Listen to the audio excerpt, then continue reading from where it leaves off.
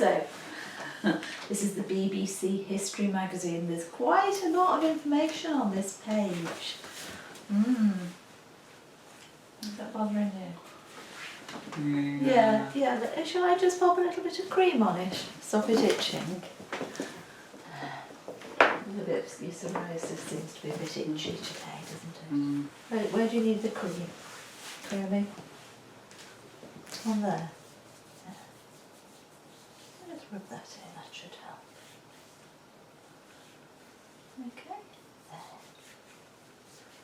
There, now pull your trousers down. Hopefully it will feel a bit more soothed. Why now? Yeah, you're thinking about one day for this DVD to come. So, let's just distract ourselves a little bit.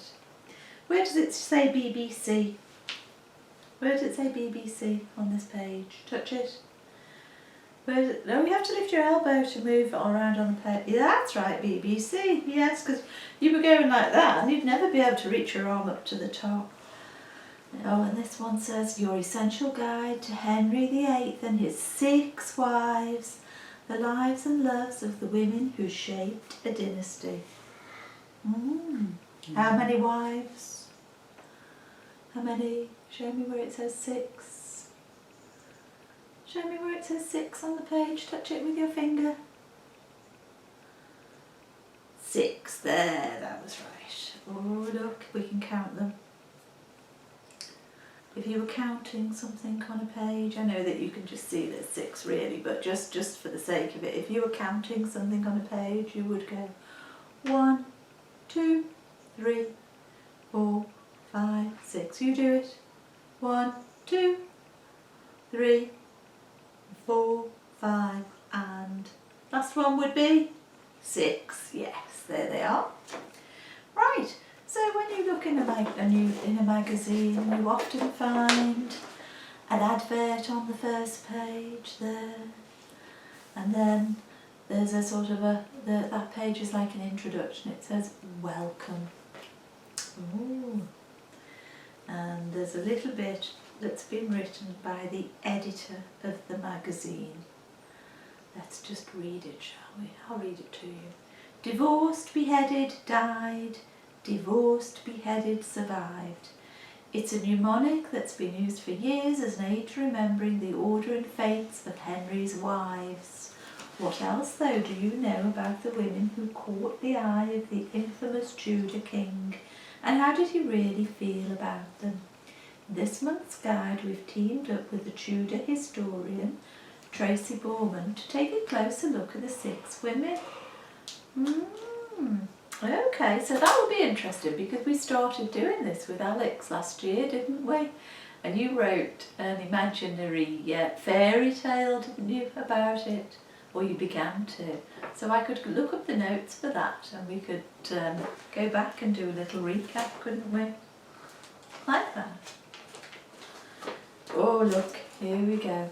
Contents page. See, there it says contents. December 2020. So here, all those numbers are the page numbers. So, if we wanted to know the page number that we could find information about Anne Boleyn, you just fold this page over. We were looking for Anne Boleyn, and what page number would we look at? Could you tell me? Could you tell me? Could you show me on here? Have a go, have a look. Scan the page and you're looking along all of there for the name Anne Boleyn and the page number. So point to it, lift your elbow and see if you can do it. Okay, that's the picture of Henry. Now we're looking down that bit. Right, I'm going to just fold it over a bit more because there's an awful lot on that page, so I'll fold it a little bit more. Here.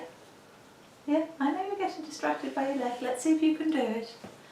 You find Anne Boleyn and the page number.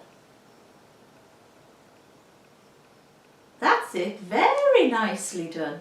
So she's on page 36, Anne Boleyn, the ambitious one who refused to be a king's mistress. So here's a summary of them, listen. Catherine of Aragon was the principled one, dramatically dumped after 24 years. Anne Boleyn, the ambitious one, who refused to be a king's mistress. Jane Seymour, the obedient one, mother to Henry's much-desired son. And then, other than his wives, who else did the king dally with? Oh, there's something about his mistresses. Then there's Anne of Cleves, the pragmatic one, short-lived political alliance. Catherine Howard, the exploited one, a teenager doomed to die. Catherine Parr, the radical one, the wife left standing after Henry's death. Oh, so we'll be able to read all about those. And then there's more features in this magazine. There's a feature about Lucy Worsley on history's secrets and lies from the French Revolution to Waterloo. Women of Protest, 10 remarkable movements across centuries of female activism and the right to be heard. A what if feature, what if the gunpowder plot had succeeded? Ooh, there, what would we remember if Guy Fawkes had lit a fuse? What else have we got? Oh, and we've got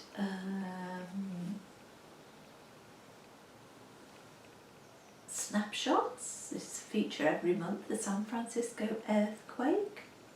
What we've learned this month, dozens of Egyptian sarcophagi are unearthed, no more shrunken heads and much more. Oh, there's all sorts, and there's the horrors of the Holocaust, who invented the Nazi salute, all sorts of things in here. So we can start slowly. What you can do, you see, is when you look through the index in a magazine, you can sort of look through and decide, oh, do you know what? I might start with something that particularly stands out to me, that grabs my attention.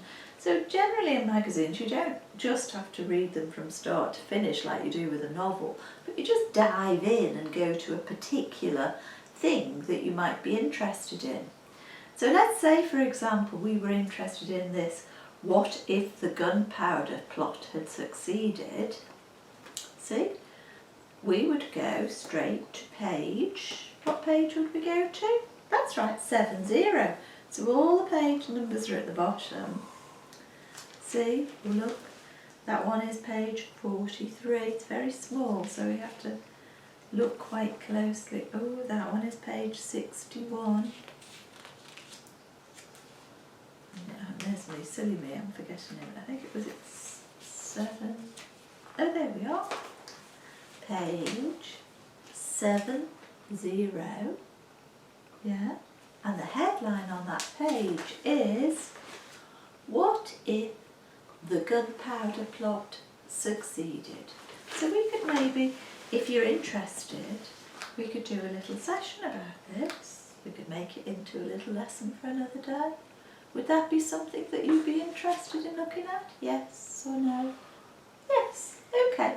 So I'll have a look at this information and I'll plan it for a lesson another day. Right.